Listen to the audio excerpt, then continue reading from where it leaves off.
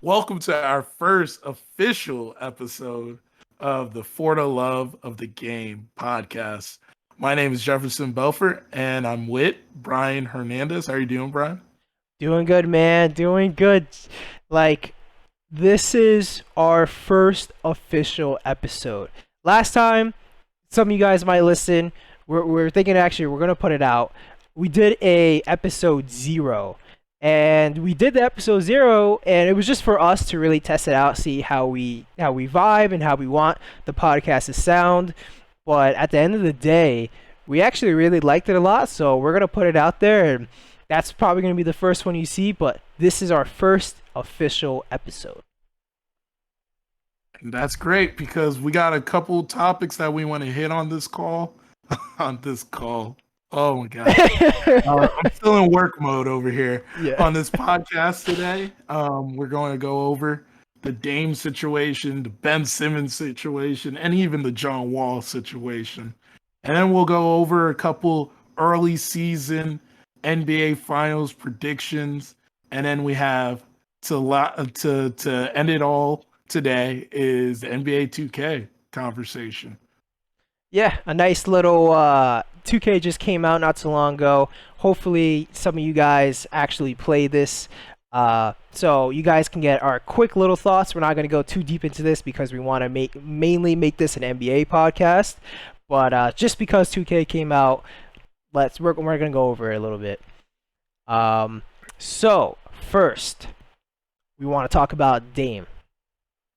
So, Jeff, give me your thoughts on this whole Dame situation. Do you want to break down the situation if people don't know? It's mostly everyone should know, but hey, maybe there's someone out there that doesn't know.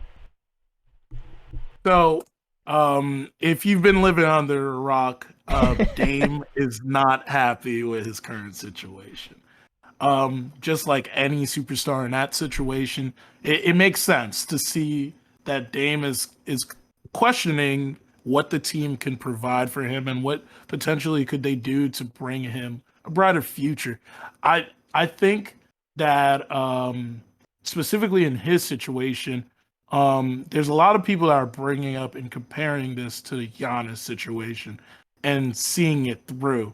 And I believe me and Brian touched upon that either at the end of this podcast or either it was offline. I know it's in there. It's in there in the episode 0. Yeah, in episode 0, we touched on it a little bit.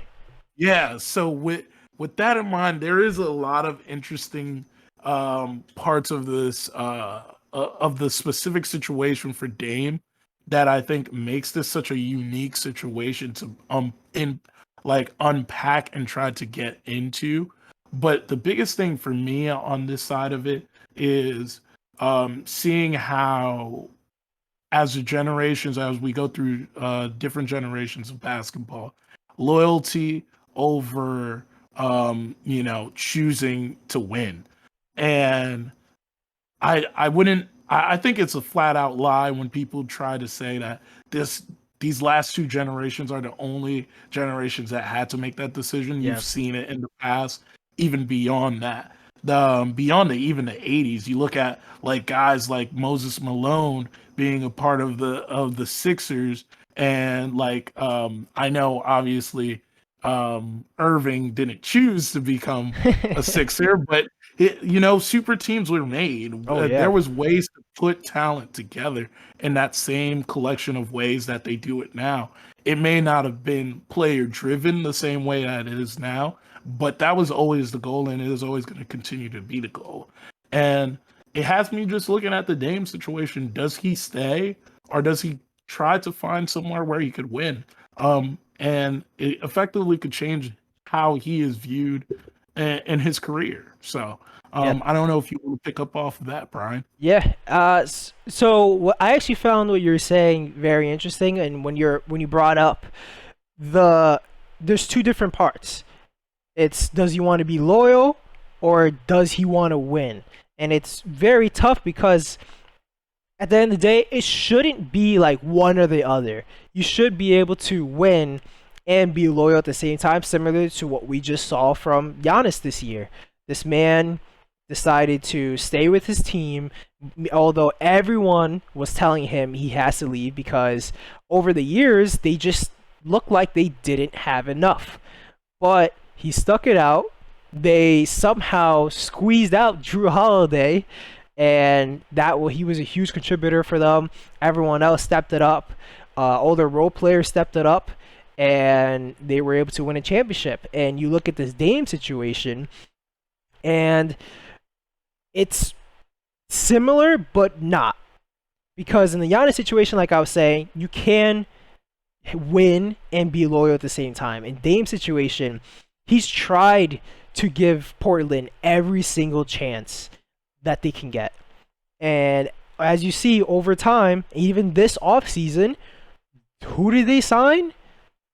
Like nobody. they signed a bunch of no names. Zeller? Really? Yeah, Zeller. Zeller was terrible with LaMelo last year. Like you would see, like LaMelo wants to do like some awesome passes to Cody Zeller, and this man just kind of can't do anything with it. And that was so sad. And it's not gonna get better with Dame. You re-signed Norm Powell. Okay, sure, good. But Dame literally said during the Tokyo Olympics, this team is not good enough to win. Yeah. He flat out said that. And then, as you see, the front office didn't get them any better. What is he supposed to do? It's I agree. What do you think about the whole roster situation with him? And then it goes back. It really does go back to what we were saying last week. The finesse over domination game situation. Yes. I think you put in my mind, and obviously I do think Steph Curry is the better player in this situation. So before I even say what I say, I want to make that clear that he is clearly the better player. But in the same respects, is if you're going to go off of a guy that is finesse, it's going to be harder to go and build a team around that over a guy that is physically dominant. So if you take Steph out of that situation, put him in Portland, I think that you see a similar result in that situation, right? But that's not to detract from what Steph can do on the court, right? But at the same time, like I said, this game is about dominance. It's about how dominant you could be on the court. You bring up, and I believe it was, I don't remember which game it was in that series, but when Dame dropped 55 points, Yeah. and still lost. Oof. They still lost the game. Dame was 70% from the field in that game. Oh He had, my I God. believe that he had a better true scoring rating than KD had in Game 5 when he dropped 49. So, Oof. like, keeping that things in mind is what just makes it just like jaw dropping that they just are not putting the right pieces around them. And then not only that, just going back on the people that they chose, the biggest move that they made during the summer is getting Larry Nance, and that was at the end of this offseason. It's been questionable decision making from the whole front office, so you wonder where his head is at this specific moment. They've tried running it back. They've tried bringing in different pieces. They've exhausted every avenue in my mind. At this point, I think the best thing that they can do is by listening to him and seeing if there's a package for a trade that they can give him to get something back. So in the future that they're better set off. But right now, this Dame's prime years, he has to find a way where he can win. I wonder, with what we just saw from this Portland front office and what they did in the offseason, like you said, Larry Nance, you re-sign Norm Powell, like I was saying. Sure, he's a good guy. You get Cody Zeller. You have guys that aren't championship type of players, and Dame wants to win a championship. I wonder, does that signify they actually aren't trying to win? Do you think this is kind of them like signing to everybody else? They're ready to trade Dame.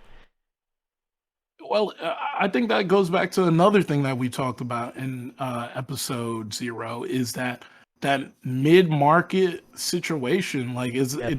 it really is, I would call it the mid-market conundrum, because realistically you're just stuck in the middle, and it's so hard to find the right players to put around you, because not people aren't going to decide to during free agency to come to Portland, because it's just not that appealing. Yeah. Then when you're going to the playoffs every year, you're not going to get the picks that you want to progress the team to the level that you want to bring it.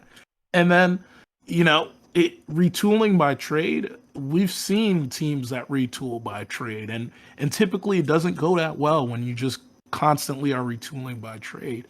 And right now, that's where I see that they're always stuck now, is trying to retool by trade, because they just don't have the capital in draft picks to get the right people. But that's another question that you just got to look at the front office, and they got to look in the mirror and say, are we prospecting the guys right? To bring to play with Dame. Yeah, because I mean, you see, there's teams all the time that don't have good picks that still end up drafting really well and actually getting like, for instance, a team like Utah. Utah has like never really been high in the draft order, but yet every single year, even all this time, their team is kind of a bunch of role players, but at the end of the day, they're all very serviceable players that you want on your team. And something with Portland, they don't draft well, they don't develop well, their trades aren't great. As you said, they don't have any draft picks anymore. So one, your players aren't really great assets. You can't sign anybody, and I'm sure if just imagining as a free agent, if I could ever be at there one day, that dream is sailed, but I'll still say one day. But maybe in 2K. But like, why would I ever want to go to Portland when it's just a mess over there? Like, I would imagine they kind of ran into that problem this offseason. Like, you want to sign these guys, they have very comparable contracts, and you look and it's like, I can play with X team or I can play with Dame, who's probably going to leave. And then we have Chauncey Billups, who's a first year head coach. And then you have like a player like Yusuf Nurkic that's saying, if Dame leaves, I'm leaving. And then CJ will probably leave, and then like everyone's gonna leave, and they're gonna blow it up. And now you just sign this big contract. Like, they probably don't even want to sign those big contracts because they want to lose. They probably want to retool through the draft. So it's I don't know. Just looking from the outside in, it really seems like this whole situation experiment is kind of done. Even though right now CJ, Dame, they both outwardly said they're trying to win this year, which is mind-blowing. And this is where, it's a part of, like, you always think about, or you hear about the sports psychology of it, is you don't want to think of yourself as a loser, right? You can't walk into there thinking that you're going to lose, that you're not going to give your best. But at this point, I'm just going to rattle off some of the names that have been drafted after CJ McCollum, because that was the last, in my mind, successful first round pick that they've made. They have Rondé Hollis Jefferson, Caleb Swingen. I don't even remember him. I don't even remember him playing. Harry Giles got traded right away. Justin Jackson, Afrini Simmons. Yes, he's still with the team. Nazir Little, and then Isaiah Stewart II. Like, none of those. Isaiah Stewart, is that the center for the Pistons right now that they traded that pick? He got traded. Yeah. So that was, and I'm not. That would have been a good pick. Who do you know who that they picked this year? Actually, if they had a pick in the first round, I don't know if they traded. I would imagine they've traded that pick. Okay. I want to say you look at the draft history and then you go like, you can understand why they're in the situation that they're in. And then let's take a look at, like, granted, Zach Collins is has been injured the last couple of years, but that's still something I don't give up on as them as a team when they know that that's where they're weakest as a team, right? Why would you give up on someone where you said that you see the value in this player, right? And then they're just gonna run it back with guys like Larry Nance, with I believe is Enes Kanter still on the team? I'm He's not on. sure. He's in Boston right now. He's in Boston, so Yeah. you got Kenter that left the team as well. You know, they're really thin there. And then they have two injury prone. They have an injury prone center there with Nurkic still there. So it just has you thinking like, what is the front office's mindset? And goes back to what you were saying as well. Are they really in the interest of winning? It doesn't seem like that. Yeah. So just looking it up, it looks like real quick. I don't think they had a draft pick, but what they did, they traded like a 43rd overall pick for a guy named Greg Brown. Pretty decent center. I mean, he's just gonna be like a backup center in the NBA. So pretty much no draft. And that's kind of crazy that you're saying of like you look at their draft, these guys that they've drafted over the years have not turned out well. And like some of these guys had some prospect or promise, like Harry Giles. A lot of people thought he was gonna be good, never really panned out. Anthony Simmons right now, it's tough because he's actually, if you look at him when he does get playing time, he's actually a pretty decent player. But he's backing up Dame. He's never going to get the playing time that he needs. So he's always going to be on the bench, and that's just kind of how it's been. And I think the only time he really plays is sometimes when CJ's out, he's the backup, or if Dame's actually looking at his history, he's a pretty healthy player for the most part. He plays most of the games. And Anthony Simmons will like start those games when Dame's ever out, but like I was saying, that's a rare occasion. And just looking at this, so now their team most likely is going to trade him. I personally don't think he's going to get traded before the season starts, and I would say most likely it'll probably be closer to the deadline. Just thinking about how different contracts work, and if Dame is telling the truth and saying that he wants to make it work this season and try it out, they're at least probably going to give it to the deadline. If not this deadline, they're going to do the next offseason, which right now he still has 2 years, or I think he has 3 years. So he's actually, I'm looking at it. He's 2 years ago, he signed a 4-year Supermax. So he should have 2 years, I believe, then. It was a 4-year, $176 million contract. Yep. That's, who's going to turn down the money first? Yeah, of course. Who's going to really turn, and they're incentivized to take that contract, right? So if we weren't in a league where it wasn't incentivized, I would say, okay, maybe Dame considered something else, but it harps back onto that loyalty conversation. Yeah. But it's you got to think about how does that hamper them creating a team, right? But at the same time, I've seen teams do far more with less, and it goes back once again, pointing the finger at the front office. I don't even think we touched on the trade last year that was the most questionable deadline trade with Norman Powell and Gary Trent Jr. So with that in mind, they run it back with Norman Powell and they re-sign him. Norman Powell, great player. I don't have any issues with him, but for 5 years, $90 million. Oof. That's valuing him more than someone like a Joe Harris. And granted, Joe Harris had a terrible playoff, but that's a story for another podcast. Yeah. But like I'm thinking of it in that same elk, and still I have my own qualms with like giving him that money, with giving Joe Harris that amount of money. So like when you hear that Norman Powell got 5 years, $90 million. Once again, I'm still looking at the front office and saying, how are you guys are handicapping the type of guys that you could bring in to help out this team. Because wings aren't the issue on that team. It never was. It was, what are they doing with that front court and that defense? It's tough.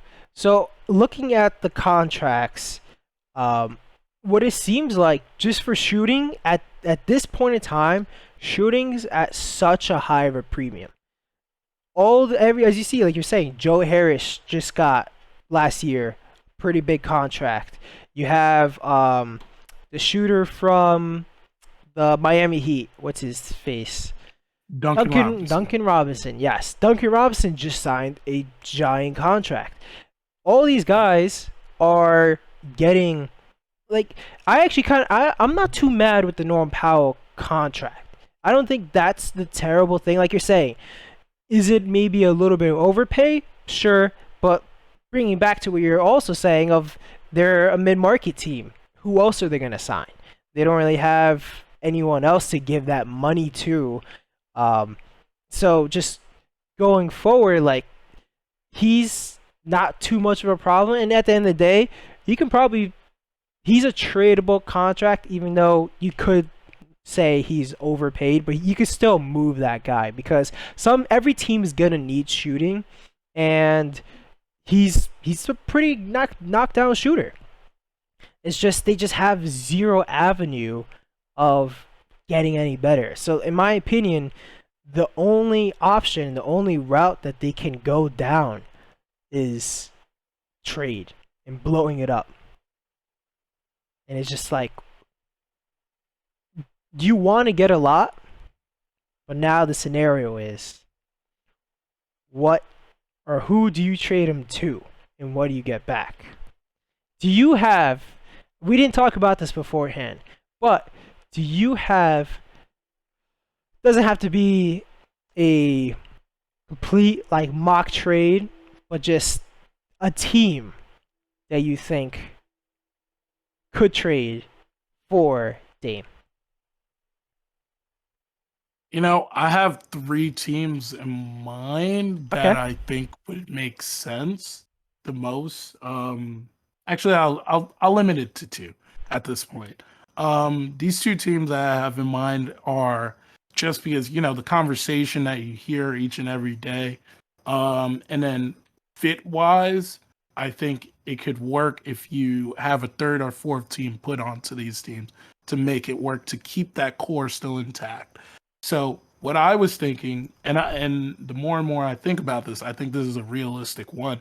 Okay. But does Dame okay this? Is the Denver Nuggets, if he finds a way onto the Denver Nuggets, pairing him with another MVP caliber player in Jokic allows for him to use that pick and roll that he's already doing with Nurkic, allow for him to play off ball, which he can do well. You've seen him do it with CJ from time to time. And then also open up the game for guys that I think would still be on the team, like Will Barton, to find their shot on a corner.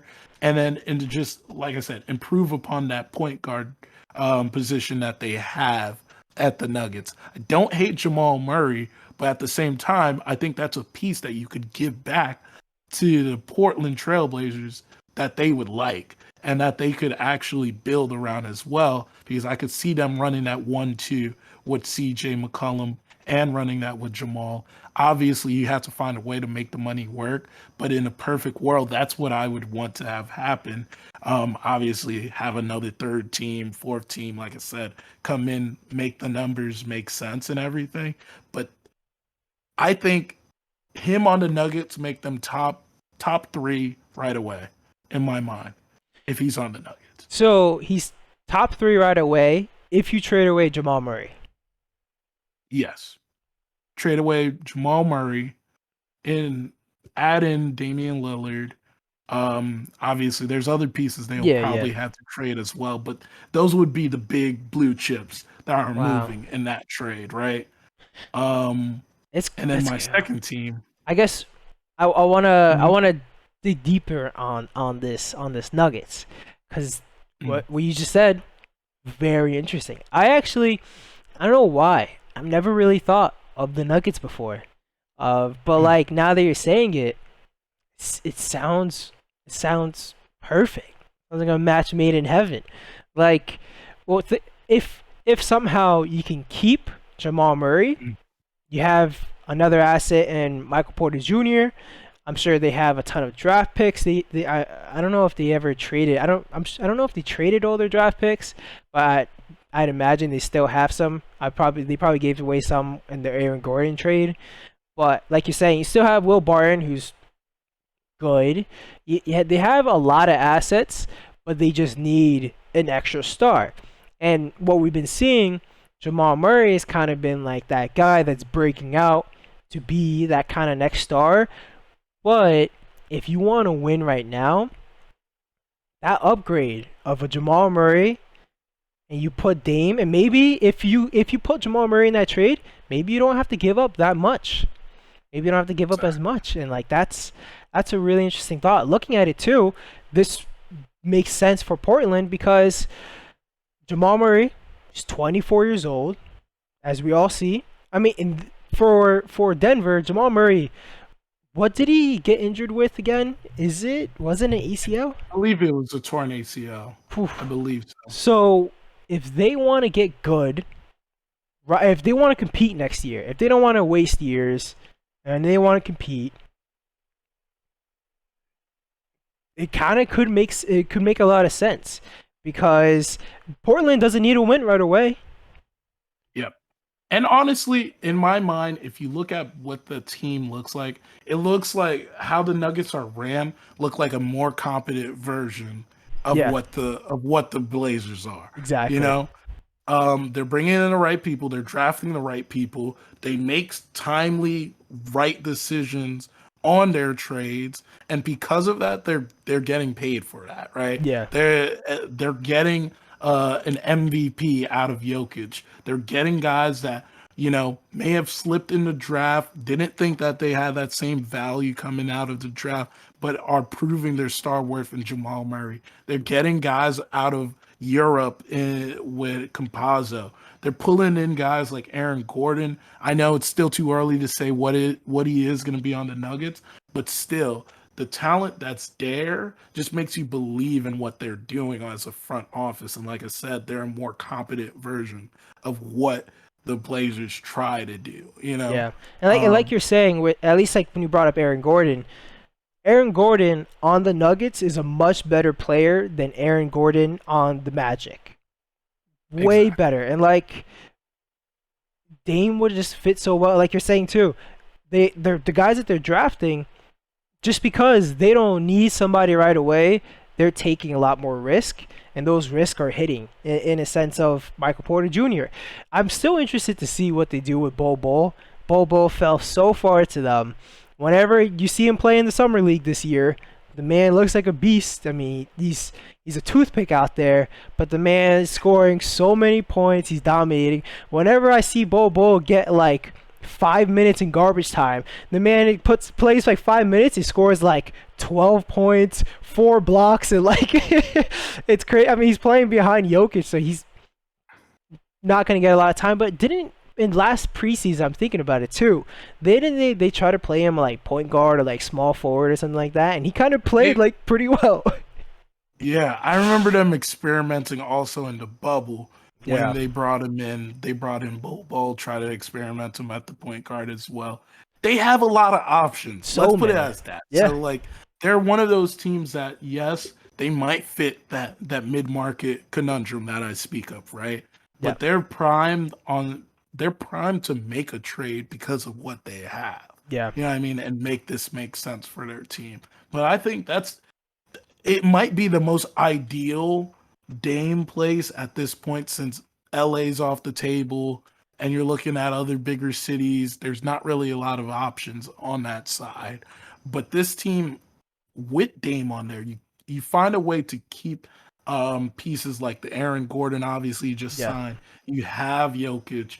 You by freeing up some space, potentially moving Porter, maybe you experiment with Bol at the 3 spot rather than the 1, and give him a little bit more minutes. You got Compazzo coming off the bench for you when Dame comes in the game, and Dame doesn't need that much time on the bench. Yeah. So that team automatically in my mind becomes a top 3 at least team if you put him in that scenario. I agree. That trade, I wonder if they talked about that. I wonder if Denver's calling them on the phone and there's some works going on. I wonder. That's such an interesting spot, and like it seems picture perfect for him. Yeah. All It right, yeah. really does. Yeah. I don't know who I don't know who the Denver Nuggets GM is. I'm actually I found it. Calvin Booth. If I'm Calvin Booth, Yeah. I'm calling every morning, afternoon, night, every Yeah. day, during lunch, during every moment possibly. I'm Yeah. calling to see what we had to do to make this trade happen. That's what you just got to do in that situation because they're in an interesting situation too where they're good, but are they a championship caliber team? Yes, you have an MVP now, but you need to find ways to make yourself a championship caliber team, and I think that would take them to that level to be in the conversation at least. Yeah. I think it seems really necessary right now because, like we're saying, Denver has all these tools and they're missing their second best player probably for the rest or most of next season. So, do you punt next year because you're not going to beat the top echelon of the West and the Lakers and the Warriors should be and Utah and all this. You're not going to beat those guys. So, do you try to strike right now and make this trade? I don't know. I guess so. Denver, I love that pick. Who's your second team? So, I think that this is a perfect time in their prime to do this. And, everyone has their opinion on this team, on why they shouldn't or why they should do this. But I think my opinion on this is a little bit different in how I think if they get the right pieces in this situation, it could lead to sustainability on him being on the team, but at the same time, allow for them to have a caliber of team that will be competing. But I gotta say the New York Knicks. Oh, It's I was it's afraid of that. it's and I know it definitely is it's definitely a controversial one where it gets a lot of people talking Mhm. one way or the other about it. The reason why I like the move to him to the Knicks, first, you gotta think that Dame is looking at his career and he's also looking at his career outside of the league and everything as well too. Just like it is a part of the game now, so we figure that that's a part of it, right? Yes. To grow his brand, to have a bigger name, he probably is considering going to a bigger market at some point. But I think if the Knicks could find a way to keep what they're tied to in Randall and have him on the team as well is a more appealing a package to someone to potentially come in there and be that third star. At this moment, it may not look like that third star is going to come, but like to have that package around those two individuals and they continue to have the framework of what they were doing. If you look at the New York Knicks roster, obviously Brian, I know you Yeah. have seen the New York I Knicks know it roster, like the but back of my hand. you look at the individuals that are on that team, right? I know it's kind of interesting with like Kemba now on the team, with Derrick Rose now Mhm. on the team. It may be a pipe dream to have this conversation, but you look at the individuals that the Knicks had in last year. It wasn't that the Knicks had top tier talent; they just got the most out of their talent. So I'm still convinced that they would be able to do that, and that's the type of player that I believe Dame is as well. Is that he will give you the best out of out of the little bit amount that you give him. Put it as that. Yeah. So you could give him. He's just efficient and to that degree. And there's a handful of players that are as efficient as him in the league. So with that in mind, I think you pair him, like I said, with a Julius Randle. You paired him also. Evan Fournier can be a good knockdown shooter on that team as well if he stays on the team in that situation as well.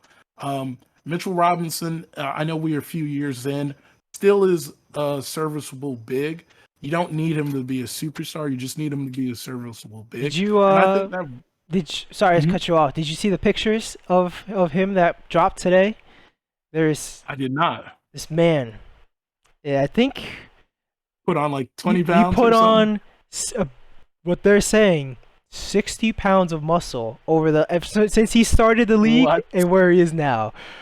And he's like, I have to see the pictures. And he's like, he doesn't look gigantic, but he's not skinny anymore. He definitely has some muscle. He says like, oh yeah, I put 60 pounds of like muscle on, a little bit of fat, not too much fat, but the man's bulked up.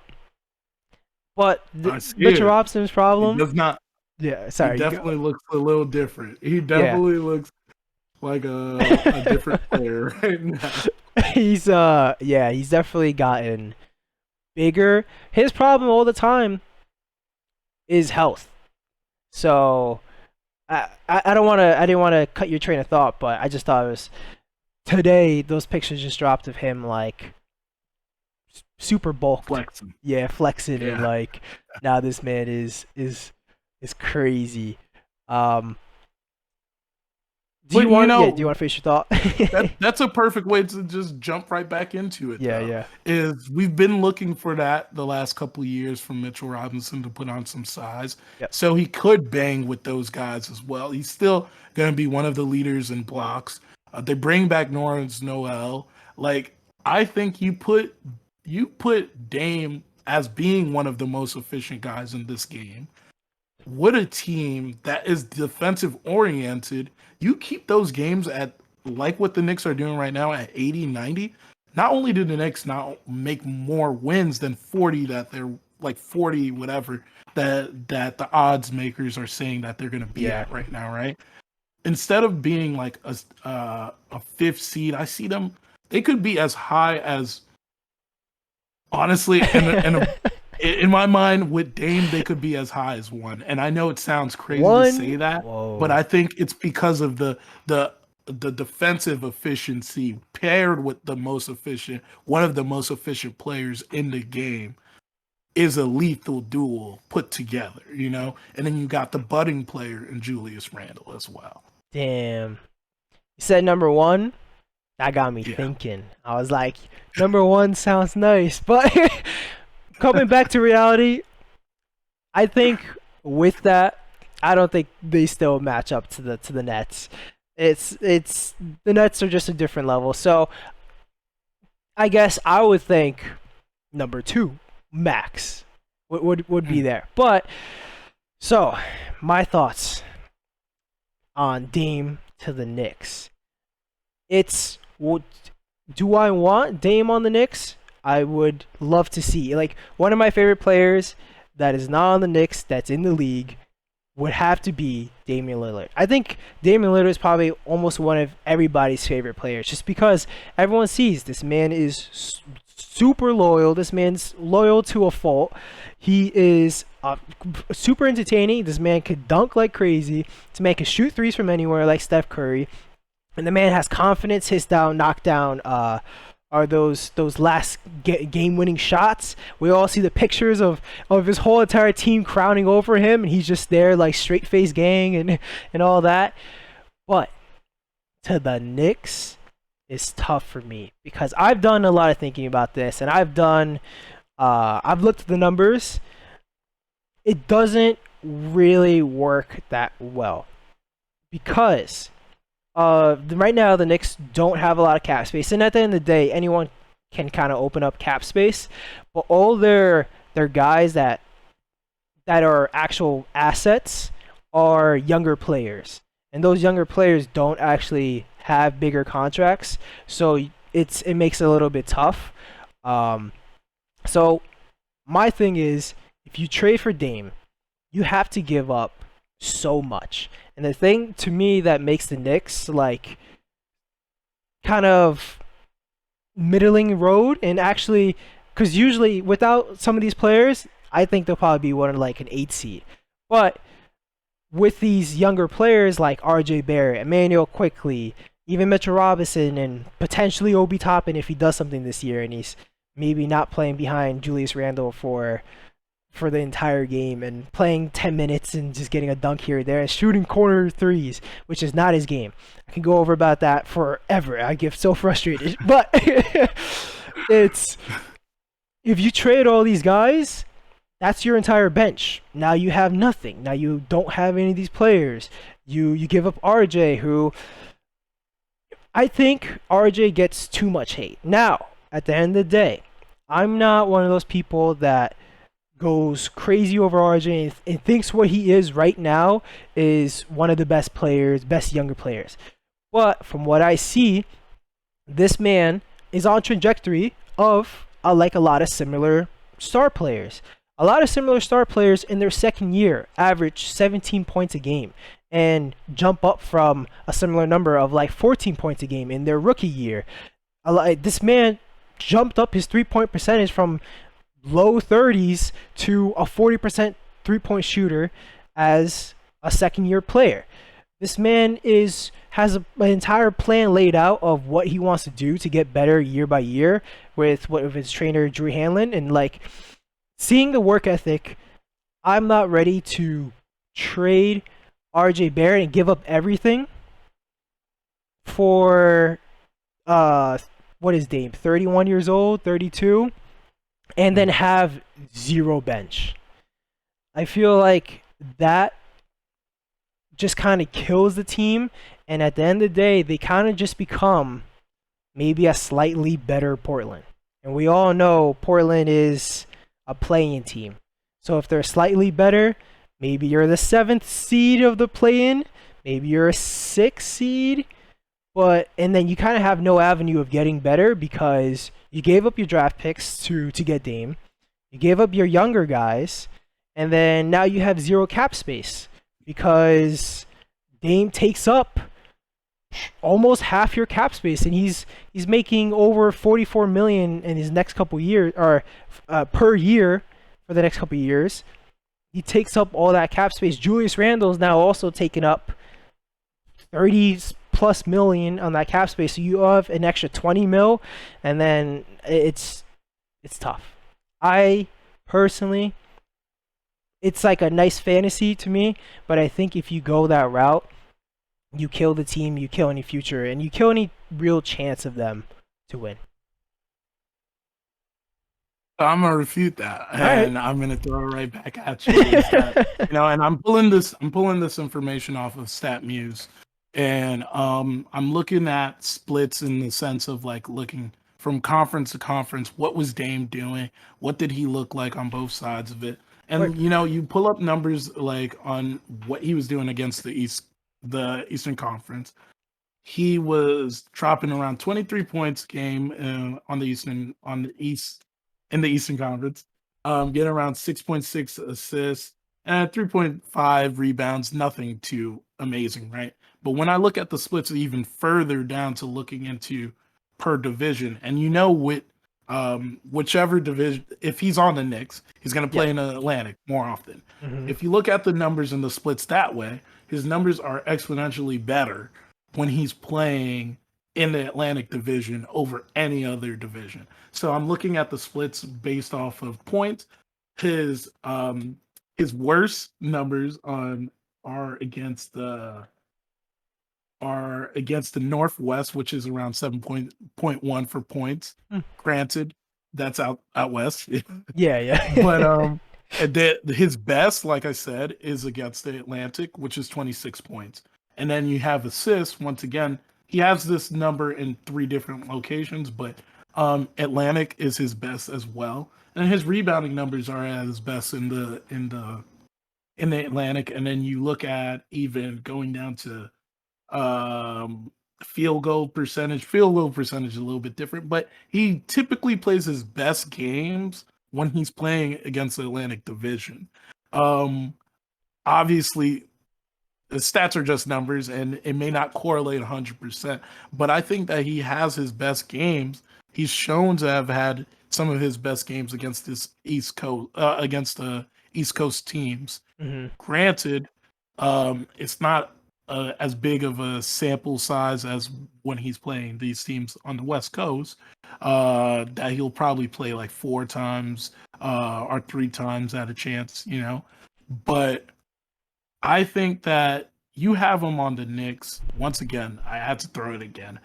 The level of efficiency that the Knicks were playing with last year, the biggest issue that they had was not that they could not stay in the game. It was when it was the last minute of the game. Who's gonna take that? Who's gonna take over that game? Granted, and this leads me to ask you this question, and then if we want, we could head on to the next Yeah. conversation. Is do you think if there's a way to get Dame onto the Knicks and keep RJ, that could work? Like if you have a Julius Randle, RJ, and Dame big three. So, if that's the case, I'd probably try to go for it. I'd probably say, yeah, I'd definitely like that. My only problem with that is just thinking. I just don't really see the Blazers trading Dame without adding RJ in there. I find that to be really tough. If they can find a way to do that, and I guess you give up all the picks and pick swaps and everything you can give, sure. I think that would be worth it. It's just my problem is like when you give up players like I was saying, RJ, you give up Emmanuel quickly, you give up. I'm fine giving up Obi Toppin, but if you give up all those guys, maybe a Mitchell Robinson as well, plus the 4 to 6 picks or whatever it's gonna take to do that trade, you kill all your kind of your future, because we all know at the end of the day that team can get pretty far, but they're not beating a Brooklyn.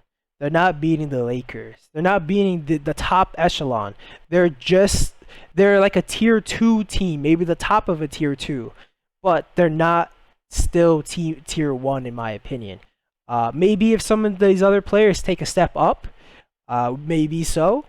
Maybe we get there, but it's tough. But like you're saying, if you can keep RJ, I think you take the swing regardless. Just to put the best team out there and the best chance of winning.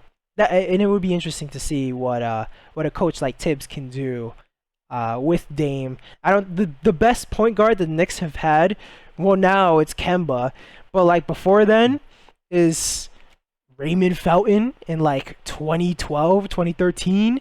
Like Jeremy Lin for the 12 games that he's played. We've never seen a good point guard on the New York Knicks, which in my opinion, the point guard is probably one of the most important positions in the entire game. Like every team that you see that is good has a top echelon point guard. I mean, and even like someone like Drew Holiday for the Bucks, when he came, even though he's not the biggest scoring guy, still like his defense played the biggest part, and he was still a great scorer. And just having that person to run the offense, like you need one of those top guys. But yeah, I think it'd be an interesting thought. I have one last thought on that as well. Right. Then, so one of you brought up Tom Thibodeau and having him as the coach. We think about a guy that is still on the Knicks is one of his best career, his career year. Put it as that. His MVP year was when Tibbs was on his team.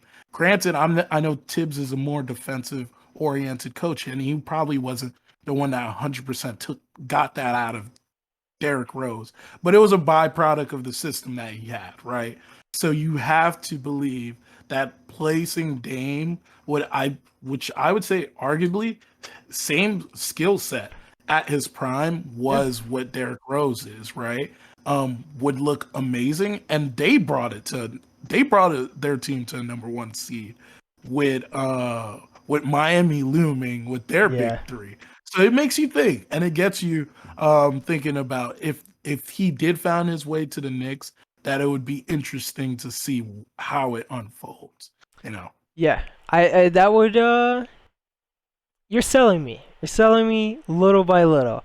I would have to see the exact trade package, but I think you might have sold me there on Dames to Knicks. But I still actually like, if I put my Knicks fan bias aside, I think the Nuggets scenario is the best scenario for him. Perfect. Because I think that's like, that's a team that could potentially win a championship right then and there. Our next guy, Ben Simmons. Now, Jeff, I know you've been wanting to talk about Ben Simmons for a while. Whenever, for the listeners, whenever me and Jeff have a phone call, we're talking about basketball for like 40 minutes, and then we get to that Ben Simmons conversation. I shut him down. I'm like, save it. We're saving it for the pod. We're saving it for the pod because Jeff has his beef with Ben Simmons, and if you want to go further. Oh, for months, for honestly, for years. It is almost like the Kendrick Perkins beef that's brewing over here. but honestly, I've had issues in my mind with how Ben Simmons interacts and reacts to everything around him. And because of that, that's why not my I would say it is some of the criticisms that I do have for him lead to that. It's not more about the personality. It's more about how he's reacting to these. And I think that those type of things kind of translate into how you play, right? A couple months back, I remember someone talking about like the psychology of it, of like Ben Simmons like psyching himself out of not taking shots and stuff. I think that it goes as far back as 2016 when he's going up for that Rookie of the Year and how he handled that situation with Mitchell, with him winning the award and how he felt about it and how he felt towards Mitchell is the same personality that you're seeing being exuded out this same day as he says he's not going to training camp. He's not going to be a part of this team. He doesn't, the lightest amount of criticism that's thrown this guy's way, he's ready to pack it up and leave. Like that's not attributes you want to find in any star. And because of that, there's nothing in his game that can make him better because of that. You could be the best player on the court. You could be Giannis, and still, if you have that personality traits, it will not be good for the rest of the team. And that's where my issues are stemming from him. And then, Brian, I'll let you say something, but then I'll go back into why I think it's even deeper than that. It's exactly what you're saying. Of the psychology is the biggest thing, and it's pretty interesting. So we all know Ben Simmons does not take threes. If you actually look at his college game, he took threes, he did all his stuff. And then if you look at his numbers year by year, after his sophomore season, they've just been dropping. And last season, he averaged 14.3 points. He actually attempted the most 3-point attempts he's attempted in his career. So on average, the last 3 seasons he played before this last season, he was averaging 0.1 shot 3-point attempts a game, which is probably the number is lower, but just by looking at the stats, like they're not going to go like 4 decimal points in. But then last season, it was 0.02 or 0.2. So this man just refuses to shoot. And we see the practice games, and we see in this offseason he's shooting 3-pointers with Rajon Rondo, and he's doing all this stuff, but he refuses to take in the game. And it's interesting, there was an article by, I believe, Yaron Weitzman, and he was talking about the entire Ben Simmons scenario, and he brought up a point when he interviewed Ben Simmons before one of the games. He asked him, why don't you shoot threes? And Ben Simmons like gave him like a weird kind of look thing. And then after the game, Ben Simmons went crazy during the game and he scored like 30 points. He got like a triple double and assist and all that. And he went up to the writer, Yaron Weitzman, remembering he asked that question, why don't you shoot threes? And goes, that's why I don't shoot threes. And it's like this man just has such like an attitude problem and just refuses. Everyone knows the spacing would be better for the Sixers if Ben Simmons can shoot threes. And he just refuses because in his head he feels like it's better for the team if he's not shooting threes, when we all see what happened in this last playoffs. That's not the case. You know, you hit it. You knocked it right out of the park, Brian. That was what I was going to hit on, is like his game has regressed. Like his game has actually regressed. Yep. On the three biggest stats that we always look at, right? At least in his case, you're looking at points, you're looking at blocks, you're looking at assists, and then even rebounds. You all of those being considered, he's regressed. Yep. And then not only has he regressed on his playing side, the guy's playing less games. He's constantly getting injured. And generally that is just the thing with the load management era that we're living in right now too, is that we are going to see guys play less games. And we can like trade off that and think about that. And then last year was a wacky year too, having COVID around, right? But you look at him on the court and you could tell he's not changed his game in any way that has led for him to be the guy that he believes that he is at this point. I was watching Shaq's podcast the other day where he was talking about he has G4 classification into, he's just not that good. I don't want to say that Ben Simmons is just not that good. I just think that Ben Simmons really does need to be in a situation that is predicated for him to be the best version of himself. We were talking about the Dame situation and how if he's put into a situation where it's an improved version of the Trailblazers, he would get the best out of his career, right? Or be able to be in that championship caliber talk, right? Same thing with Ben Simmons, not conversation for championships. But I think Ben Simmons is the type of guy you have to give him his own team to run and figure it out. That's why, like, in my mind, I think he has to go to a team that realistically does not have an established star, that's not really looking to make the playoffs this year or making a push for the playoffs this year. And honestly, I only have one team in mind. I'll go over that after. I don't know if you have anything you wanted to say a little bit more into this situation, but I think, yeah, like it's all around. The guy's game is suffering. He needs to have a reality check and be somewhere else, honestly. I agree with the reality check. When you brought up, I wouldn't go as far as Shaq in saying that Ben Simmons isn't good, because we've all seen when Ben Simmons is a good player. The man is extremely dominant. He's one of the best defensive players in the league, and if you look at the numbers and you look at the basic numbers, you're not gonna those things don't show up in the stat sheet. They just don't. So unless you're watching the game, you don't actually see how impactful he actually is. So I'm not saying he's bad, but I agree with you of his spot is not to be played next to Joel Embiid.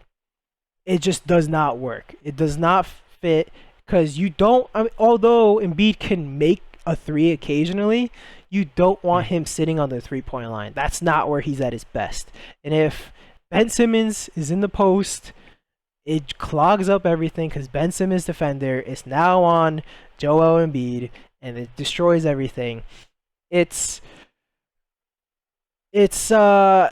don't, as of right now, like you're saying, he needs to switch up and get a reality check, because I mean, think about it. Ben Simmons is what, like, I looked at his listed height. It says he's 6'11". I don't buy it. I want to say he's closer. He's probably 6'10" or 6'9", I'd say. I was trying to look it up, and for some reason I see like 6'7" on there. I see 6'8". From all the way from 6'7" to 6'11", I see he's listed as. Um, but I put it on the taller side. He has a gifted body. The man is extremely athletic. He just has like that finesse when he's passing the ball.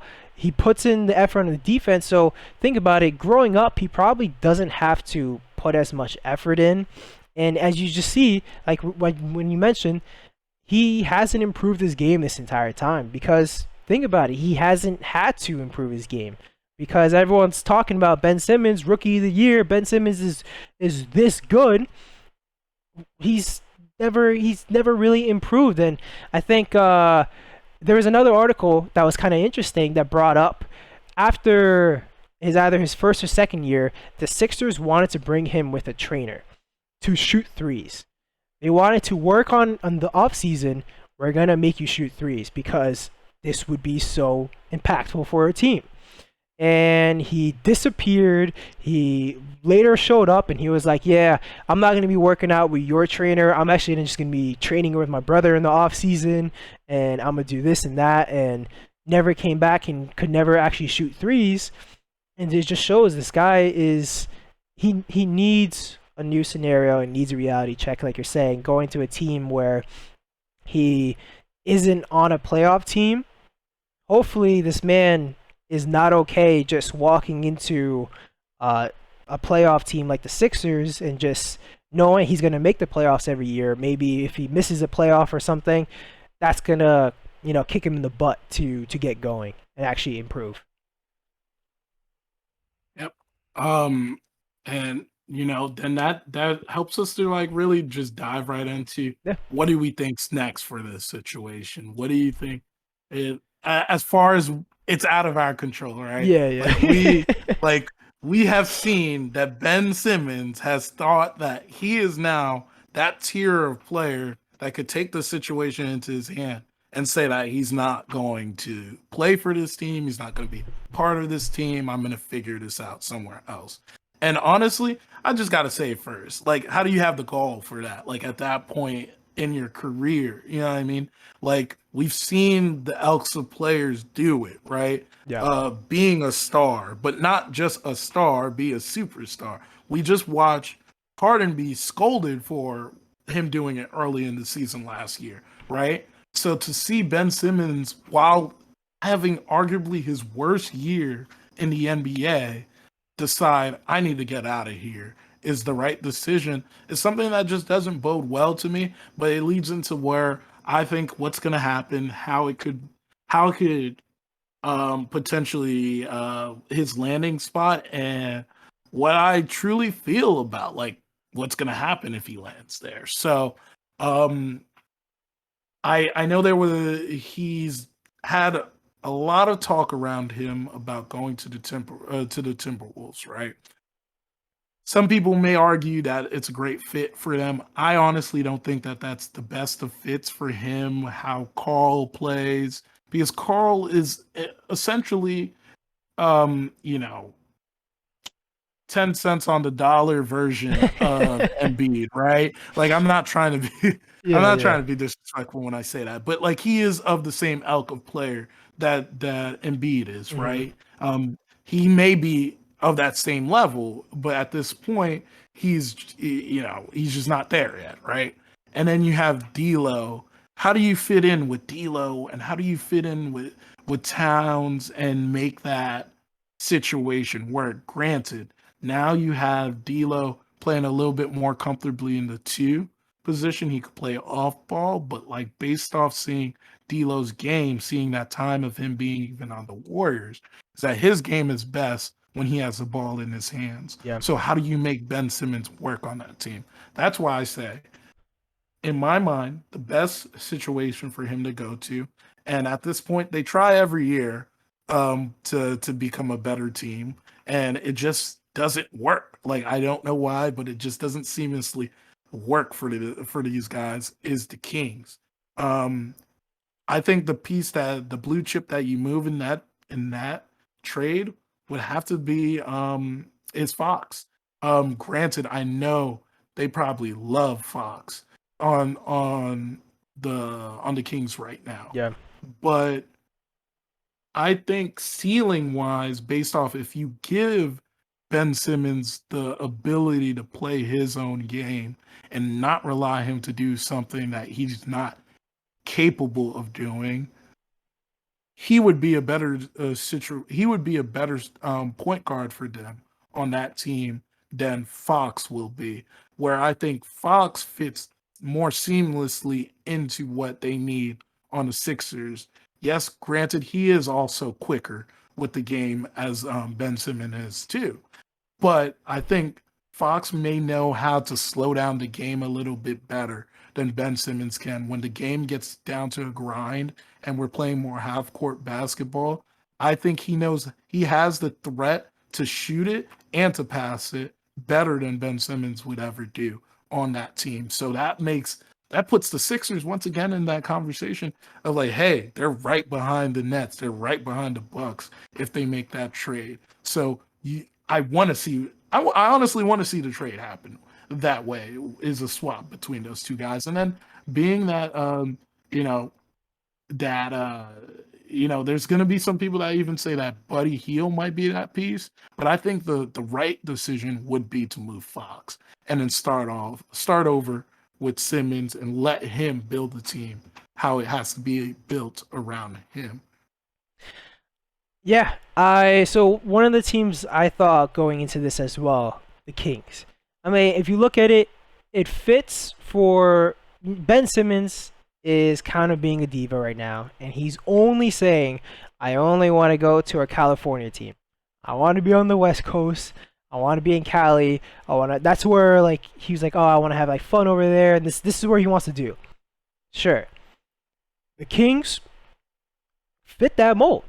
The Kings kind of need a switch up. They've only the past couple of the years they've been drafting better. I do think they need to get a new head coach. Luke Walton is not the guy for them. If you listen to any Kings fan too, they hate this man, and it's kind of shocking that he hasn't been fired yet. But Ben Simmons on the Kings actually works out really well. If you think about it, so you have Halliburton. So you have Halliburton and you have Mitchell. Both of the guys, they're point guards, but they don't actually have to play point guard. I actually think even going into the draft for Halliburton and even Mitchell as well, I think they play extremely well off ball. I think they play even better off ball. So if you have somebody like Ben Simmons who needs the ball in his hand, he can find these guys, and they're both knockdown shooters. If you potentially kept Buddy Hield in that scenario, that's amazing. Marvin Bagley needs a new home. This man has been asking out for like 2 years now. So I don't know if you throw him in that trade, if that's something that Philly even wants, but maybe he's a throw-in. Maybe he's a throw-in for a third team and you make some contracts work or something like that. I think that scenario is probably one of the better scenarios for Ben Simmons. And like you're saying, it works out for everything that you said that Fox fits on Philly. What I will say though is when you brought up the Minnesota stuff, I believe if that trade is going down, D'Lo is actually in that trade instead of him staying on that team. So I don't think you would have to worry about the fit between those two. And I know the Minnesota their leadership, their front office came out and said that the only guys that they're not trading, that are untouchable, Karl-Anthony Towns and Anthony Edwards. Those are the only two guys that actually they decide untouchable. So if they said that and they didn't name D'Lo, he's on the chopping block. And we all seen the reports that Minnesota is very interested and they really want to do this trade. Well, most likely what I would imagine would stop this trade is that Philly probably wants more than like Malik Beasley and D'Lo. Is that Ben Simmons market? I don't know. I agree. I agree. And that goes, you know, as we see the market is drying up, right? You got to start being realistic. What will the Sixers get out of the situation? I think the Sixers ultimately, you got to, once again, I said the same thing about the Trails Blazers front office. So I have to say the same thing about the Sixers front office. And you just got to take a look at yourself first, right? If you if you have a player that you envisioning trading, why do you allow for your coach to lambast him in the last press conference of the season? The last thing people hear is you saying that this guy can't be a championship caliber player. Granted, first, like I said, Ben Simmons can be a diva, right? But I think what the Sixers are doing and have been doing this offseason has been unwarranted to the level of where they've made it harder to trade Ben Simmons than Ben Simmons is making it traded. They're making it harder to trade Ben Simmons, right? So with that in mind, I think like the Wolves walk into it if they do go down the Wolves route, right? Um, they walk into it kind of playing with house money a little bit in that sense that there's no competitor. There's Yeah. no one fighting with you for this commodity. And this team has to trade him. Now at this point they have to trade him and they have to figure out what team will pick him up. And I think in my mind the longer drag this along, it's almost like the Harden Yeah. situation last year. The longer and longer you churn it, the less you're going to get out of it. And then you're going to look at the situation where, okay, what do we realistically get back in the situation? And then at the same time, you might be seeing people like making trades around that, preparing for you to make that trade, right? So it comes down to me in my mind. And I did want to dive back into this as well, but the Kings thing that we were talking about. But I'll dive into this right after I say Okay. this part. Is that he, you have to start thinking about it realistically. What is the time? The Sixers have to set a timetable of we need to do this before training camp because this is going to be an issue when this guy is paying upwards to I believe it was $1 million for the fine if he doesn't go to training camp and he's missing those days of training camp and you're just sitting there and watching these teams like say, hey, I have the leverage here, you Yeah. don't. So going back onto the Kings situation, I had to do a little deep dive into Kings Reddit right after we had that conversation, of hitting them up. And interestingly enough, Kings Reddit refers themselves to basketball hell. but with that in mind, like you said, like I don't like the coach situation with them, and there's some individuals within their streams within that forum that are talking about, yeah, it would be better. They would be better off with a new coach. Granted, I agree. New coach would make it better, but I do think Simmons would make the situation even better than a coach could do at this time because I wouldn't say you know what Darian Fox is, but you have an idea of what he could possibly do for that team. And based off of who Ben Simmons is and what his type of player is, I think Ben Simmons affects more players on a team if he's playing the right way than Darian Fox could. And it's not any disrespect to Fox. Yeah, I know. I think, like you're saying, there's no disrespect to Fox because at the end of the day, Fox is a very good player. But if you look at the Kings, one of their weakest points is really their defense. So a coach could help that, but as well, a defensive anchor like one of the best defensive players in the league of Ben Simmons can fit so seamlessly into that and then lead the rest of the team. Now you have a great defensive player in Ben Simmons, Tyrese Halliburton, and Davion Mitchell. That is killer. any team would kill for that. And for a team that's lacking identity, why not do something that's pretty much based on effort? We saw this happen, to bring it back to the Knicks there. The Knicks had zero talent last year, and all they did was, on pure effort, just work harder on the defensive end than everyone else. And we saw how far that took them. Why can't the Kings do something similar to that? They have, now they're going to have some of the talent if they would do that trade. It works. It makes too much sense. It makes too much sense. Agree. I guess that's enough on the Ben Simmons point. Let's go quickly on John Wall. So, just this past week, we got the news that John Wall has agreed to part ways with the Houston Rockets, and they're going to find a way to get him to a destination that he wants to go to. Now, they did not agree on a buyout, and John Wall still has 2 years, $91.7 million. I don't understand how they're going to do this without buying him out. And why would you pay all this money? He's due $47 million next year. That is insane. Well, I will lead with this, is that, and this might just bring the wrecking ball right in. But it's a perfect segue right from the Ben Simmons conversation, right? Is first, I'll preface with John Wall, granted 10 years in the league, phenomenal point guard in his time being in the league. But he's been unlucky with health.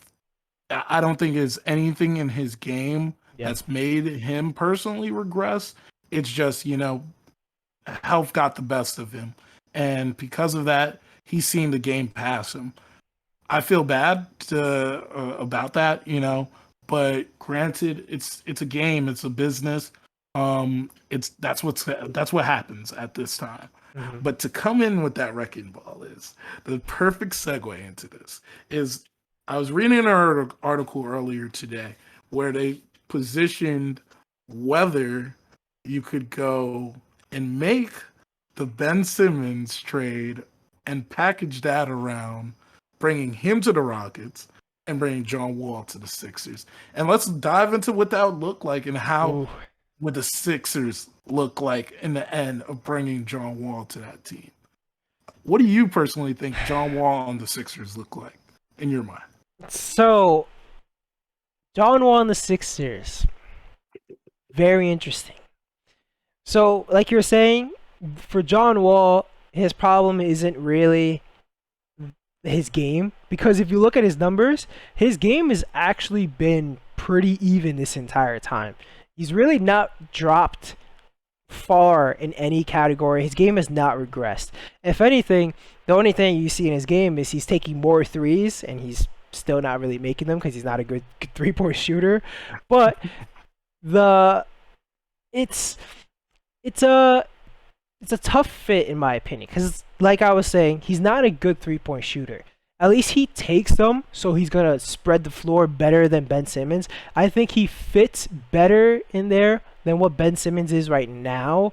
It's just I just feel it's so hard for any contending team to try to have John Wall on your team, because we all know the best ability is availability, and John Wall does not have a track record of being healthy. So if you're paying this man that much money, I don't know how even the salaries work, because John Wall definitely makes more money, at least I'm thinking off the top of my head, than Ben Simmons.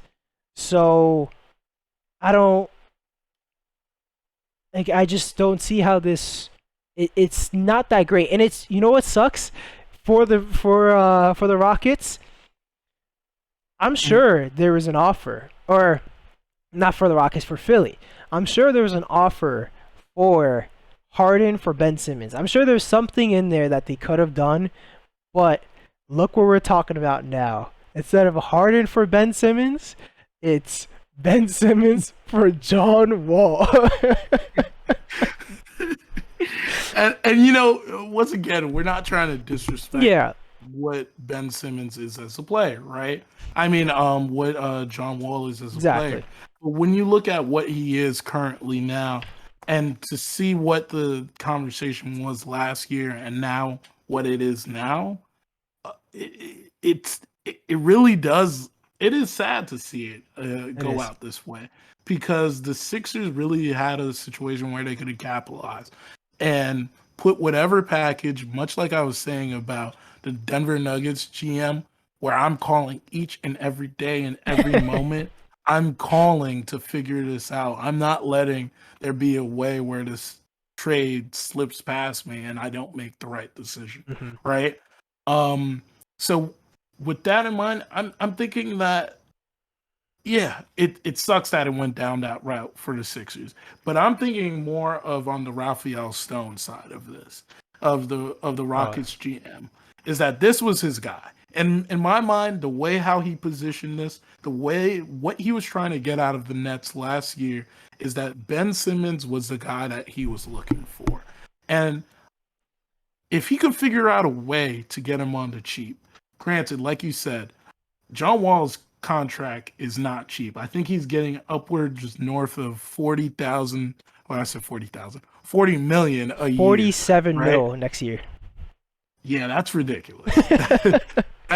That is ridiculous. And the cap is like But around like 100 and maybe 110 around there. Like that's exactly. oh, So you have a guy that just, so to speak, is kind of a shell of what he was earlier in his career.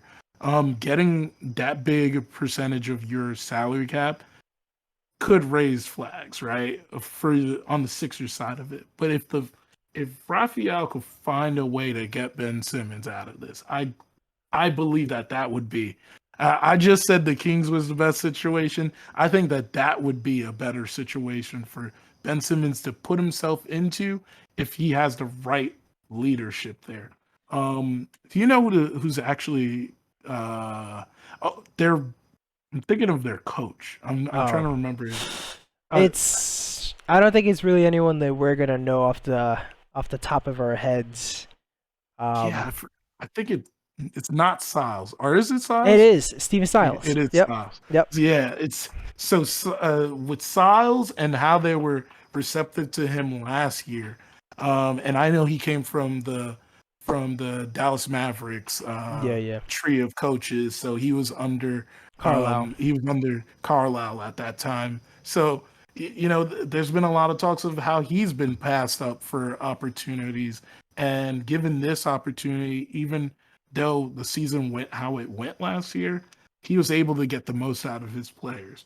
Give him Ben Simmons. Give him a chance at Ben Simmons, a crack at that, and do that with the young core that they're also creating down there as well. And I would love to see how that pairs out. Granted, pipe dream. Yeah, Definitely just wanted to throw that in there with the article, but um, the John Wall situation and whether or not, like you were saying, if it's going to be a buyout, I think that's the only way you could do that with this yeah. team, you know, or he sits out most of the season like Iguodala did when he was on Memphis, you know. I think what's actually thinking about this was an interesting comparison is so we're thinking John Wall for Ben Simmons. I guess now thinking on top of my head, it should be like John Wall and maybe their 16th pick that they got this year, Şengün, or and Josh Christopher, and some picks thrown on top because at the end of the day, this is kind of a contract dump Yeah, because this guy it's you're not getting fair value for John Wall. You're overpaying him. And look at the scenario where not OKC. Well, OKC and the Boston Celtics when they did the Kemba trade. When they traded Kemba Walker, Boston had to give up more than what they got in return and Al Horford and stuff like that. I'm trying to look exactly what the trade was, but they had to throw Kemba Walker and a first round pick for, I believe, Al Horford and Moses Brown. Like you're throwing a pick in there to try to dump Kemba Walker, and then as you saw, OKC is the master of doing these trades for like all these different picks and all that. They tried to get rid of Kemba Walker on some trade, but Kemba Walker had, I think, like around a $30 million contract at the time, and they couldn't find anyone to take him. They couldn't find anyone to try to take his contract, so they had to buy him out. And you look at this John Wall situation, now this is even a bigger contract. Maybe you can say John Wall is a slightly better version of Kemba Walker. Maybe you want to say they're comparable, sure. It's just this move is going to be very tough. But it is going to be interesting, like you're saying, whether it is a buyout or not. Where is this next stop for John Wall? I would like to see, if it was a buyout, I think it'd be fun to see John Wall just sign with the Sixers, if that was a possibility. We'll see how it goes. They're saying not a buyout, but we'll see. and I will add this too, as it's becoming more common that we see these buyouts, right? Yeah. As much as when you first see the name and you see the dollars, it always seems like, how do you get out of that situation? There might not be a way to get out of this situation. And then a few days later, you see the buyout happen, right? And there's a lot of more creative ways of getting a buyout now. Is you can move the player, effectively do that dump, much like you were saying, and then get that player to be bought out by said team that picks him up. We just saw that in the given days with the Nets, with DeAndre Jordan, with a contract that we thought was untradeable. Untradeable might not even be the word. The guy was not seeing any playing time at the second half of the season, heading into the playoffs. When everyone's making that playoff push, he just wasn't seeing minutes, and his value of a player in this league and where we're at currently as a big man in regards to that just doesn't show, right? It doesn't hold the same value.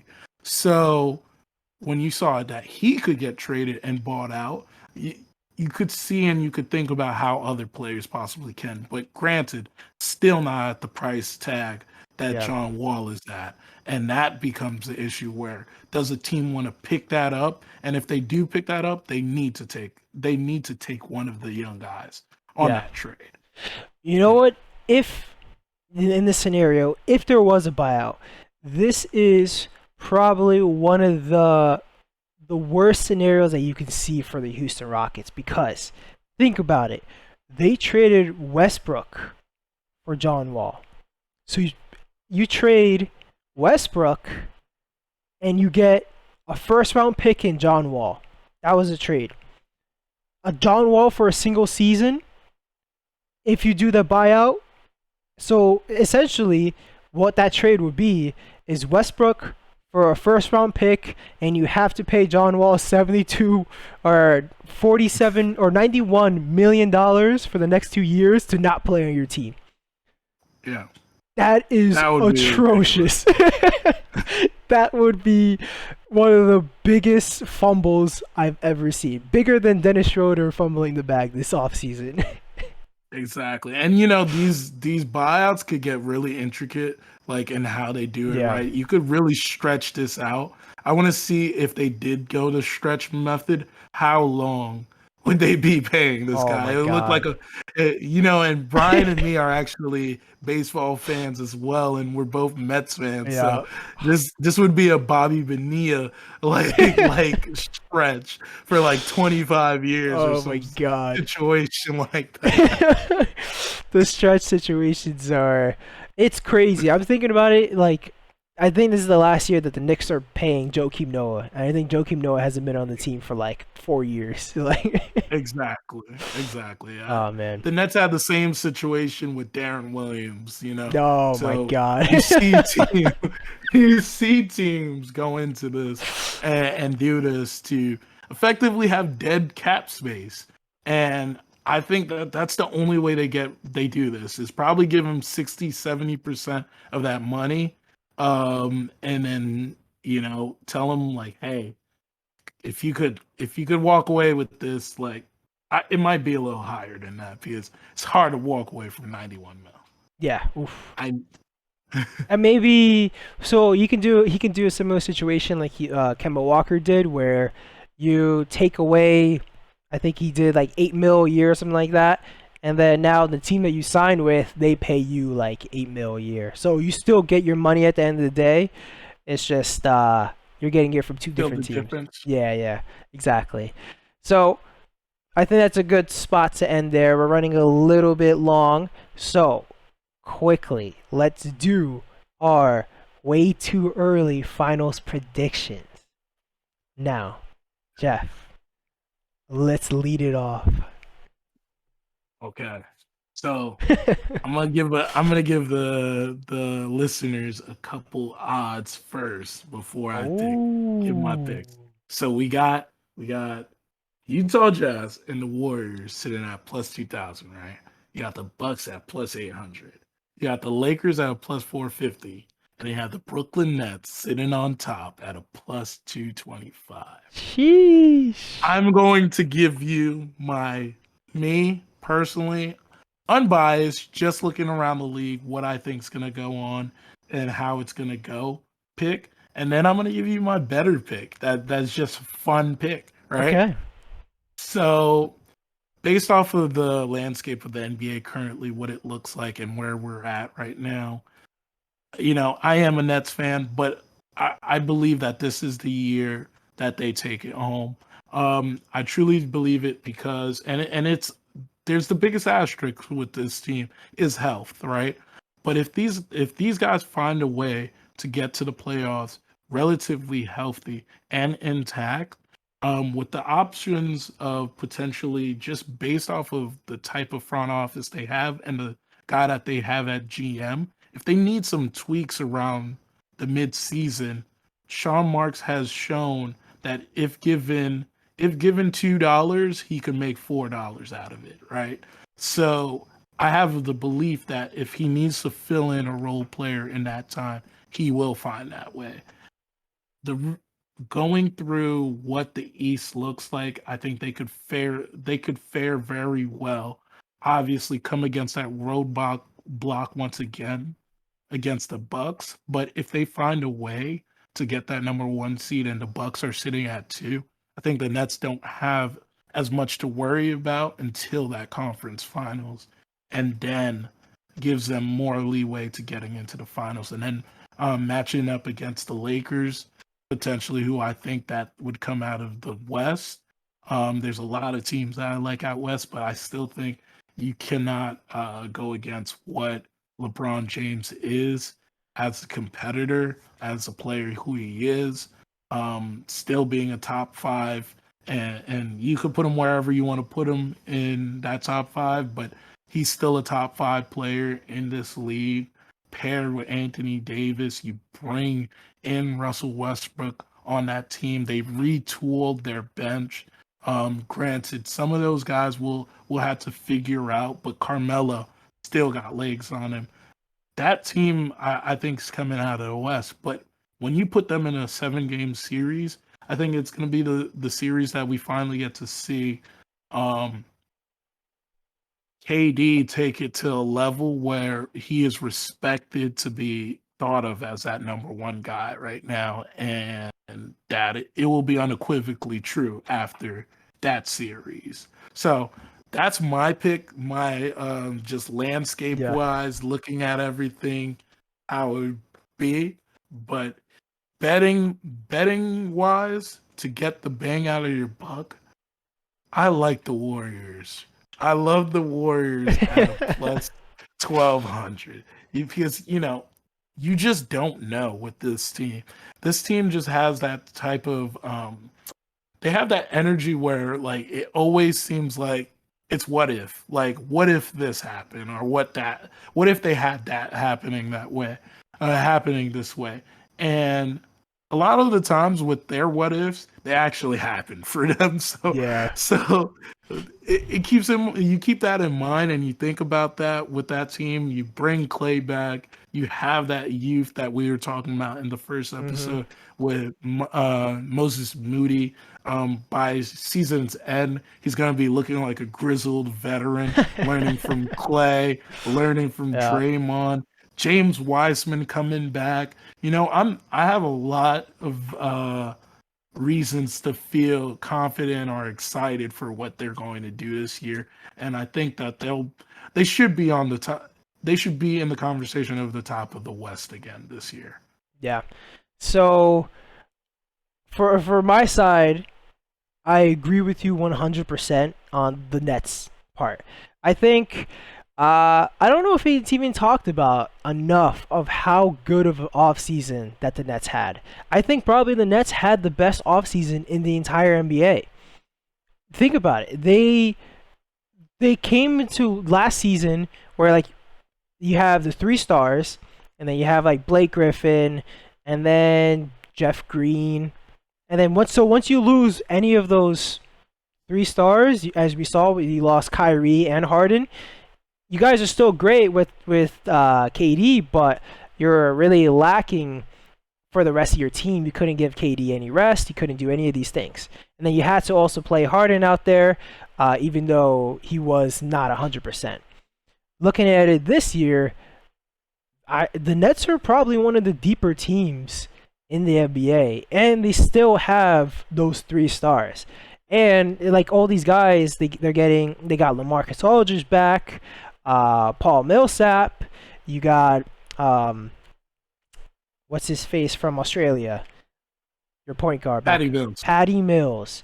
You got Patty Mills on there. You just drafted Cam Thomas. Like,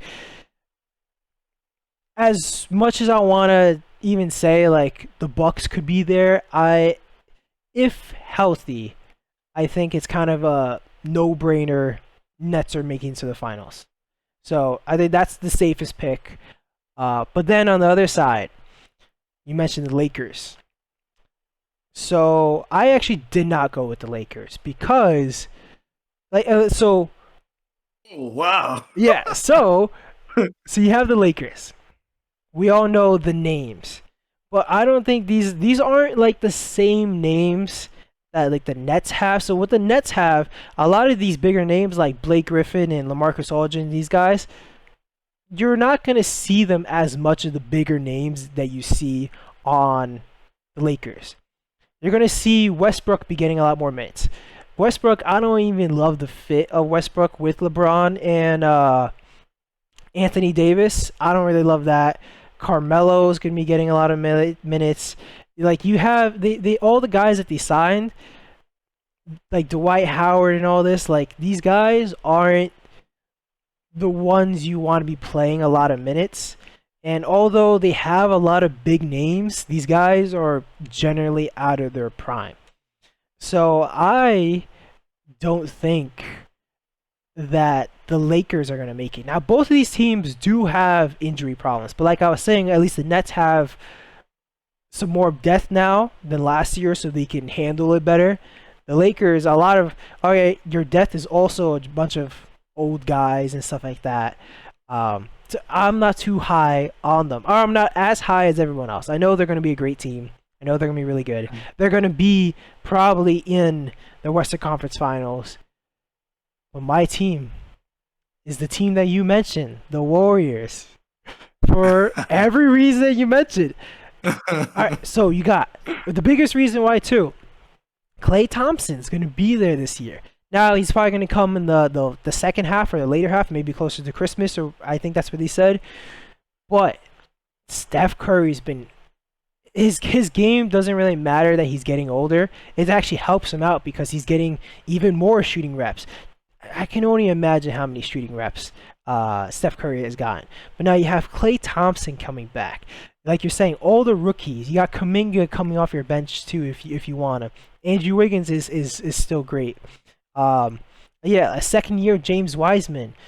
I think having more of these tools is gonna help and even elevate Draymond Green. Hopefully back to a similar level to where he was a couple years ago.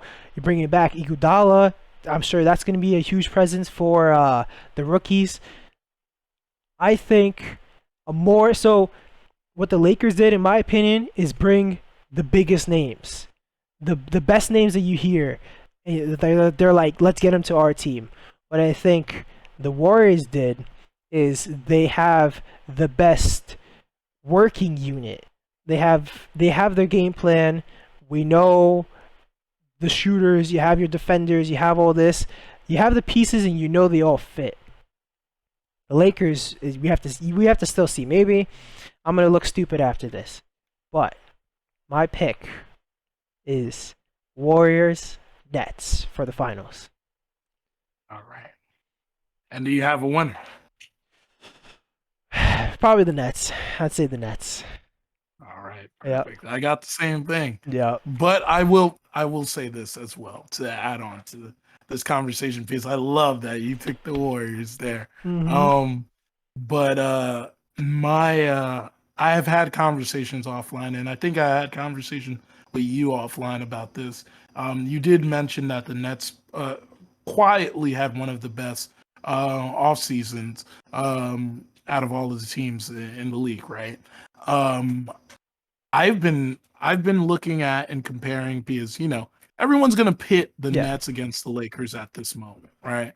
And you look at the Nets, yes, just like the Lakers, have brought in some veterans that have names, but what I see as the key difference between the two teams and how they done it is that the Nets look like they were fitting needs, the way how they put the team around. The Nets suffered because they didn't have depth around the guys that needed to create shots, right? We saw in that Bucks Nets series where when the game slowed down, they needed a guy like Spencer Dinwiddie not to be injured, right? They needed someone that could come off the bench and drop a couple buckets to keep you in the game, right? You needed some defensive presence, a defensive presence of guys that get hit in the mouth and then could go get back up and then keep on playing, right? And then you needed some big depth. All of those things were addressed by the Nets this year. The Lakers truly was just a team that, they suffered from injuries, right? And then as they retooled in the summer, it, like you said, it seemed like a crapshoot, and a crapshoot in the sense that they put just any individual that was on the market, they picked them up. If you have a tie to LeBron James, you got picked up. Yeah. Or honestly, you needed a second chance in your career. You have guys like Malik Monk that joined the team. You have Nunn that's on the team. Yeah. Those guys should still be on the team that they were drafted on because they're not that far removed from their first contract, And now they're trying to figure it out on a team that's looking to win a championship. And then granted, like you said, the fit with Westbrook definitely is a cause for pause. So I hear you on that. I still choose them because of the player that LeBron James is. But if the wind blows wrong one day, it might not be the Lakers as my pick later into the season. Yeah, we can definitely we have to see how all these pieces fit together. I guess my prediction I'm seeing it's not gonna fit as well. So we'll see how this all works out. It's nice, like I was saying in the last episode, it's nice that this is recorded because at the end of the season, maybe I'll play a clip in the podcast and it'll just be like us looking stupid or I'm looking stupid or whatever. So that'll be fun. So hey Brian, one last thing, man. Yes. Knicks at plus 800,000. Not 100, not 800,000. 8,000. 8,000 plus 8,000, man. You get Dame. You get those. You get that bet in now. You get Dame in the middle of the season. You never know. I'm right now. I'm predicting the Knicks to be like 5th or 6th seed. So we'll see. Maybe I'll throw like $100 in there and throw away $100 or throw away $10. We'll see what happens. Like you said, lock in those odds. Locking it. I'm locking them in. I'm locking Yep. them in for sure. So, like we're already an hour and 40, so we're going pretty long here. Real quick, like I mentioned in the beginning of the podcast, 2K just came out. We both have the game, the next gen version. There's two versions, current gen and next gen. Two different games. But for next gen, what are your first impressions? Listeners, I'm telling you this right now. If you have a Series XS or if you have a PlayStation 5, don't walk, run to get the new 2K. But honestly, I'm just joking. When I say that, I'm not getting paid by 2K to say that. So, but no, honestly, it's a good game. It's a good game. Obviously, the defense is more stout in this game. Yes. But the dribbling package is definitely a lot more advanced, a lot more fluid game. It's pretty crisp, like how the players so play, crisp. right? So, but I think I'm gonna need a little bit of time adjusting to the defense. But besides that, Yeah. it's a fun game. It's a fun game. And then it's last thing, I'm sorry, No, go. is the increased my career map. I know some people say I don't play my career for all of the crazy stuff, but the fact that they're adding quests and stuff that you could do with your time, it's a little fun, you know? Yeah, so on the dribbling, I think that's probably the biggest improvement of this season. I mean, of this 2K. I think this is one of the best 2Ks that's come out in a long time. I play it every year. It's generally a lot of the same stuff that we get, and it's not that much fun, but it's the only basketball game we have, and we love basketball, so we have to play it. And it hurts my heart. But this season, and this year, 2K21, or 2K22, sorry, 2K22 is actually very good. Like you said, dribbling is amazing. Defense, for someone who like me who loves playing defense, it actually is way more fun. The My Career, at first I thought running across the city, doing all these quests like you're saying, wasn't gonna be fun. I've probably done that more than actually playing the game so far, and it's pretty cool. It's a pretty fun story. You mentioned earlier in the podcast, like, about Dame going to like New York, and players nowadays want to increase their brand and all this stuff, and like that's literally what you're doing in this game. Is like you can start a fashion label. You could rap. You meet up with the game, and you can like you do all this stuff in 2K now. So it's kind of just more of a it's more than just a basketball game if you're into My Career. So like you're saying, Jeff, I couldn't give this game as of now like a higher review. So, but there are some bad points. It's a little laggy. Have you run into that issue? Running through the city, my Xbox is chugging. And it's like, this is the next gen, and I'm losing frames, I'm lagging everywhere, things are loading in slowly. Have you run into that issue? I agree, yeah. And I guess, server loads, Yeah. it's a new game. So they'll figure it out. They'll know how to load this a little bit more properly. But yeah, it is pretty laggy on some parts of the game. But crisp like images and like what you want to see, my boy Jake from State Farm in the game, like so it definitely is it's definitely a visual game. If you like the other stuff about playing 2K game and seeing like how they've grown to My Career mode, the My Career mode, just in our lifetime has balloon honestly to what it is now, and I'm happy to see it always change, and being even at my age at this point now, and I'm not old but at my age, just seeing what it is when it first debuted, I think in 2015, I think it was, it's just like I'm happy to see what it is now, 7 years removed. like, and see that it's only going to keep on growing and advancing. Also, negative, I will say, you can tell 2K just wants your money. They every second they're like, yo, you need this VC to do this. Oh, you want to do this quest? All right, you got to buy this new shirt that costs 5,000 VC. You got to do this and that. So at the end of the day, it's annoying that the game has come to that.